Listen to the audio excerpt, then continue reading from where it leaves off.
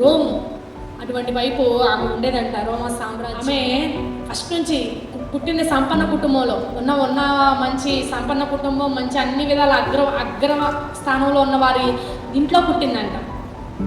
ఆమె ఎవరి చేత ఆకర్షించబడిందంటే క్రీస్తు ప్రేమ చేత ఆకర్షింపబడి ఆమె అనుకుందంట, నా జీవితాంతం నేను దేవుడి కొరకే బ్రతుకుతా, దేవుడి కోసమే పరిమళిస్తా, దేవుడే నా రాజు, దేవుడే నా సమస్తం, యేసుక్రీస్తు ప్రభువారు ఆమె సంపూర్ణంగా అంగీకరించంట.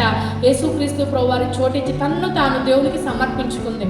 ఈమె ఎవరు చూశాడంటే అక్కడ రాజు చూశాడు ఒక ఆయనకి ఈమె నచ్చింది, ఈమె ప్రవర్తన పట్ల ఆకర్షితుడయ్యాడు. ఆమెకి ఏం చెప్పాడంటే నన్ను వివాహం చేసుకోమన్నాడు.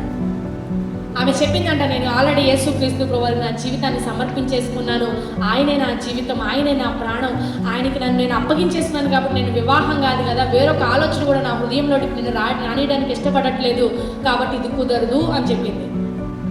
ఎప్పుడైతే ఆ విధంగా చెప్పిందో ఆయనకి ఏమొచ్చిందంటే కోపం వచ్చింది.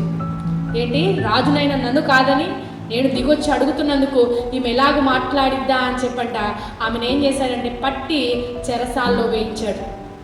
చెరసాల్లో వేయించుకోవడం మామూలుగా కాదు, భయంకరమైన శ్రమలు పెట్టాడంట. ఆమెను కొరడాలతో కొట్టడం, అనేక రకంగా శారీరకంగా హింస, చెప్పుకోలేనంత హింసని ఆమెను ఆగత్య అన్న అమ్మాయిని పెట్టారంట. ఎందుకు? కేవలం ఒకటే కారణం, నువ్వు యేసుక్రీస్తు ప్రభువారిని వదిలే ఆ దేవుడిని వదిలిపెట్టేసి నన్ను వివాహం చేసుకో, మనం కలిసి జీవితం.